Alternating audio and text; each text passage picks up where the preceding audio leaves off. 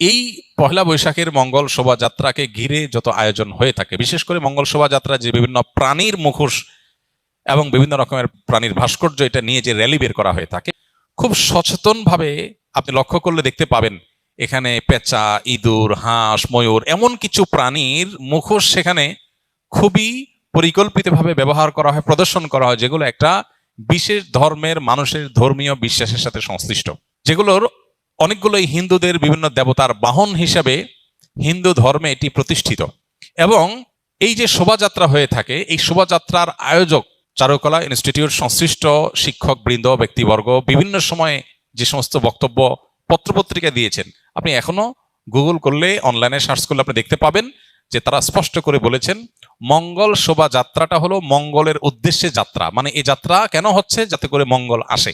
তো একজন ইমানদার তিনি মঙ্গল আসার জন্য দোয়া করবেন আল্লাহর কাছে, আর চেষ্টা করবেন, পরিশ্রম করবেন। প্রতিদিন প্রতি ওয়াক্ত নামাজে আল্লাহ আমাদেরকে মুয়াজ্জিনের মাধ্যমে ডাক দিচ্ছেন, হাইয়া আলাস সালাহ, হাইয়া আলাল ফালাহ, মঙ্গলের পথে আসো। প্রতিদিন 5 বার ডাকা হচ্ছে সালাতে আসার, আল্লাহর কাছ থেকে দোয়া করে প্রার্থনা করে মঙ্গল চাওয়ার নির্দেশ আমাদেরকে দেওয়া হচ্ছে। সেখানে এই বিশেষ প্রাণীর মুখোশ এটা ধারণ করার, র্যালিতে নিয়ে বের করার মধ্য দিয়ে মঙ্গল আসতে পারে বা মঙ্গল এভাবে আহ্বান করে মঙ্গল আনা যেতে পারে, এরকম বিশ্বাস করা ইমানের সাথে অসঙ্গতিপূর্ণ।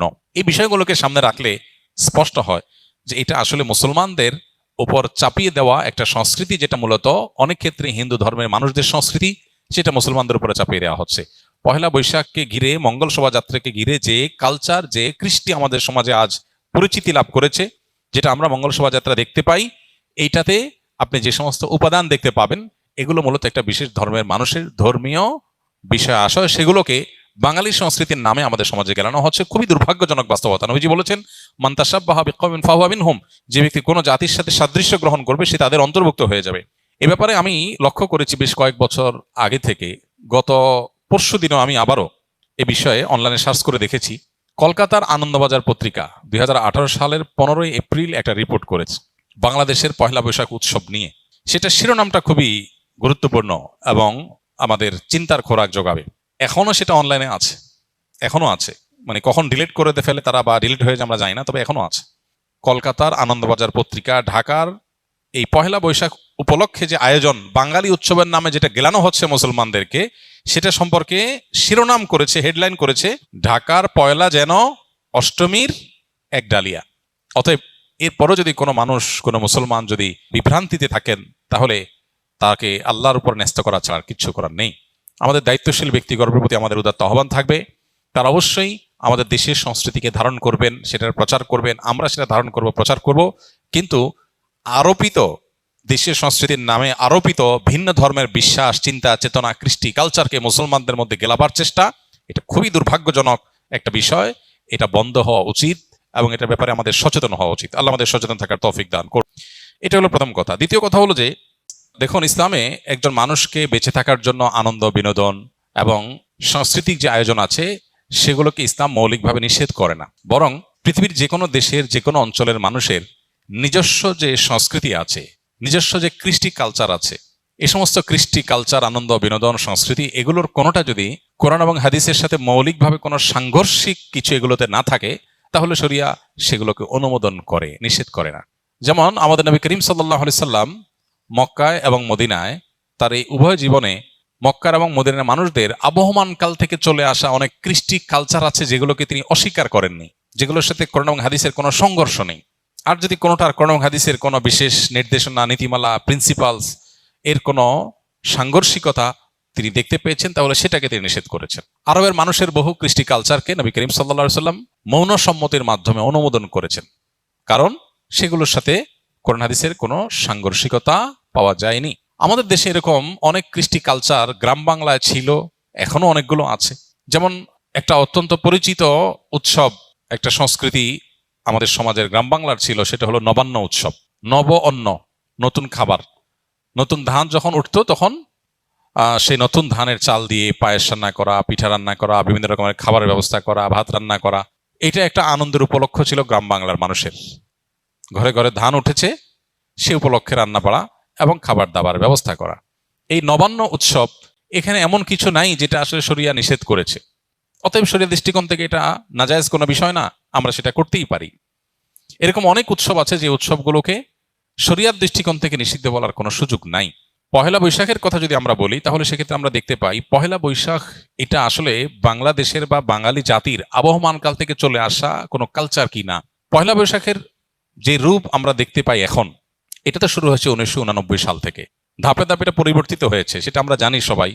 বাট এটার একেবারে প্রাচীন রূপ যদি আমরা দেখি পহেলা বৈশাখের, তাহলে দেখতে পাই পহেলা বৈশাখ উপলক্ষে মূলত জমিদারি প্রথা যখন চালু ছিল এ অঞ্চলে, তখন জমিদাররা বছরের যে খাজনা নিত কৃষকদের কাছ থেকে, এই খাজনা তোলার শেষে বছরের প্রথম দিনে তারা এই পহেলা বৈশাখে তারা একটু মিষ্টি মন্ডা প্রজাদেরকে খাওয়াতো।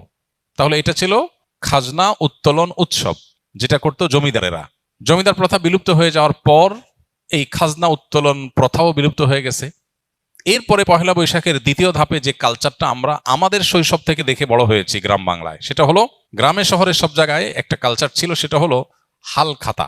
সারা বছর যত রকমের ব্যবসা বাণিজ্য হতো, বিশেষ করে মুদি মালামাল অন্যান্য যে সমস্ত সব রকমের ব্যবসা বাণিজ্যই যেগুলো চলমান ছিল, দোকানদারেরা তাদের সারা বছরের যে লেনদেন হতো, বাকিতে যে লেনদেন হতো, এই সব পাওনাদারদেরকে চিঠি দিত চৈত্র মাসে যে পহেলা বৈশাখ শুভ হালখাতা, দোকানে আসবেন, দেনা পরিশোধ করবেন, যেহেতু দেনা পরিশোধ করছেন সেজন্য আপনাকে একটু মিষ্টিমুখ করানো হবে।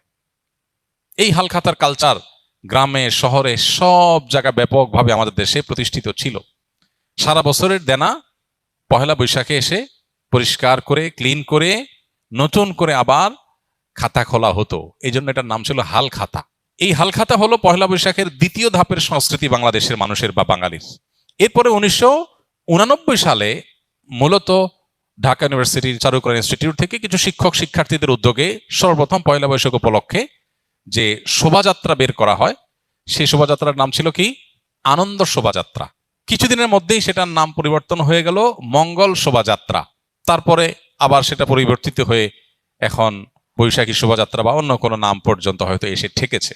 এই যে মঙ্গল শোভাযাত্রা, যেটি পহেলা বৈশাখ উপলক্ষে দীর্ঘ বেশ অনেক বছর যাবৎ খুব ঘটা করে প্রতিপালিত হয়েছে আমাদের সমাজে, এটা প্রথম কথা হলো বাংলাদেশের মানুষের বা বাঙালি জাতির আবহমানকাল থেকে চলে আসা কোনো কালচার না। কৃষ্টি বা কালচার কোনো কলেজ বিশ্ববিদ্যালয় থেকে পরিকল্পিতভাবে নোট লেখে একদম সাজিয়ে গুছিয়ে কোনো কৃষ্টি বা কালচার এভাবে শুরু হয় না। আমাদের বাংলাদেশের মানুষের যে আবহমানকাল থেকে যে চলে আসা কালচারগুলো একেবারে মানুষের ভেতর থেকে উঠে এসেছে, এই পহেলা বৈশাখ উপলক্ষে মঙ্গল শোভাযাত্রার নামে যা হচ্ছে অন্তত, এটা কখনো সে আবহমানকাল থেকে চলে আসা বাংলাদেশের মানুষের মধ্য থেকে গড়ে ওঠা বেড়ে ওঠা কোনো কৃষ্টি বা কালচার না।